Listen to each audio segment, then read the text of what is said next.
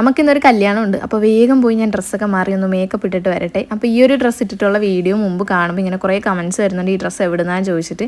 ഇത് ഞാൻ മെറ്റീരിയൽ എടുത്ത് സ്റ്റിച്ച് ചെയ്യിപ്പിച്ചതാണ്. ഇത്രയും മേക്കപ്പൊക്കെ ഇട്ട് നല്ല രീതിയിൽ ഡ്രസ്സ് ചെയ്ത് പോകുമ്പം സ്കൂട്ടിയിൽ പോയി എങ്ങാനും മഴ നനഞ്ഞ് പെട്ടാലോ എന്ന് വിചാരിച്ചിട്ട് ഞങ്ങൾ കുഞ്ഞുമണിയുടെ കൂടെയാണ് കേട്ടോ പോയത്.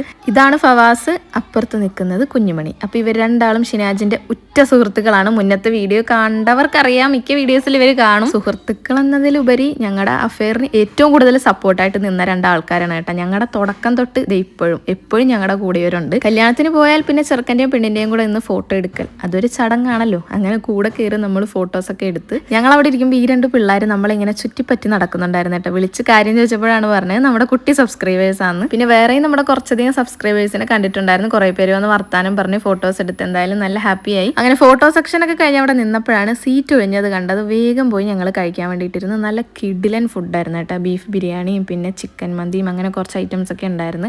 എന്തായാലും നല്ല രീതിയിൽ ആസ്വദിച്ചിട്ട് ഞങ്ങൾ ഫുഡ് കഴിച്ചു. നമ്മളെ കല്യാണം നടക്കുന്ന ആ സ്ഥലം ഉണ്ടല്ലോ, അവിടെ നിന്ന് കുറച്ച് പോയി കഴിയുമ്പോഴത്തേക്കാണ് കേട്ടോ ഈ ഒരു അടിപൊളി സ്പോട്ട്. എൻ്റെ പൊന്നോ എന്ത് ഭംഗിയാണെന്നറിയാം കാണാൻ വേണ്ടിയിട്ട്. എന്താണെന്നറിയത്തില്ല, എനിക്ക് ഇങ്ങനെയുള്ള സ്പോട്ടുകൾ കാണാൻ ഭയങ്കര ഇഷ്ടമാണ് കേട്ടോ. ഞാൻ അവിടെ ഇങ്ങനെ നോക്കി നിന്ന് പോകും. ഈ വെള്ളം ഒഴുകി പോകുന്ന കണ്ടില്ലേ, ഇതിൻ്റെ ആ സെൻറ്ററിൽ കൂടെ വേണം നമ്മൾ വണ്ടി കടത്തി അപ്പുറത്തോട്ടും ഇപ്പുറത്തോട്ടും പോകാൻ വേണ്ടിയിട്ട്.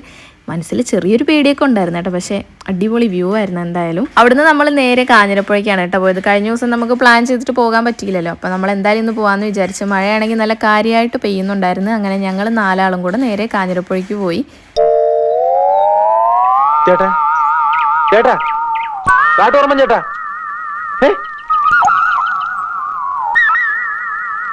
എന്തോ കുഴപ്പമുണ്ടല്ലോ. ഈ ഒരു വ്യൂ ഒന്ന് നിങ്ങൾ നോക്കി, എന്ത് ഭംഗിയല്ലേ കാണാൻ വേണ്ടിയിട്ട്. പക്ഷേ ഈ ഫോണിൽ കാണുന്നതിനെക്കാട്ടി 100 ഇരട്ടി ഭംഗിയാണ് നേരിട്ട് കാണാൻ വേണ്ടിയിട്ട്. സീരിയസ്ലി ഗൈസ്, എനിക്ക് ഇങ്ങനത്തെ ഉള്ള സ്പോട്ടൊക്കെ ഭയങ്കര ഇഷ്ടമാണ് കേട്ടോ. ഞങ്ങളുടെ നാട്ടിൽ ഇങ്ങനെ മലയും പുഴയൊന്നും ഇല്ലല്ലോ, കടലും കായലൊക്കെ അല്ലേ. അപ്പോൾ അത് കണ്ടു മടുത്തത് കൊണ്ട് ഇത് കാണുമ്പോൾ ഒരു പ്രത്യേക ഫീലാണ് മനസ്സിൽ. എന്തൊരു ചേർച്ച, ഒരമ്മ പെറ്റ ആളിയന്മാരാണെന്നേ പറയൂ. പിന്നെ ഇങ്ങനെയുള്ള സ്ഥലങ്ങളൊക്കെ കാണുമ്പോൾ കുറേ വേണ്ടാത്ത ക്വസ്റ്റ്യനുകൾ എൻ്റെ മനസ്സിൽ കിടന്ന് ഇങ്ങനെ അല്ലത്തല്ലും. ആ ക്വസ്റ്റ്യനൊക്കെ ഞാൻ ഷിനാജിനോട് ചോദിക്കുകയും ചെയ്യും, വായിന്ന് നല്ലത് കേൾക്കുകയും ചെയ്യും. ഇത് കണ്ടപ്പോൾ ഞാൻ ചോദിച്ചത്, ഇതിലോട്ട് വീണാൽ മരിച്ചു പോകുക, നീന്തി രക്ഷപ്പെടാൻ പറ്റും, ഇത് എത്ര വേഗതയിലാണ് ഇതിങ്ങനെ വെള്ളം ഒഴുകുന്നത്, അങ്ങനെ കുറേ വേണ്ടാത്ത ക്വസ്റ്റ്യനുകൾ ചോദിച്ചു വയറ് നിറച്ച് ഞാൻ ചീത്ത കേട്ടു. തിരിച്ചു പോകുമ്പോൾ കാളൻ എന്ന് പറഞ്ഞിട്ടൊരു സംഭവം ഉണ്ട് കേട്ടോ. അവിടെ കുറച്ച് ഫേമസ് ആയിട്ടുള്ള ഒരു സാധനമാണ്, പക്ഷേ എനിക്കിത് ഇഷ്ടമല്ലാത്തതുകൊണ്ട് ഞാൻ കഴിച്ചില്ല. അവർ 3 പേരും നല്ല മൂക്കുമുട്ട ഇരുന്ന് അടിച്ച് കയറ്റുന്നുണ്ടായിരുന്നു.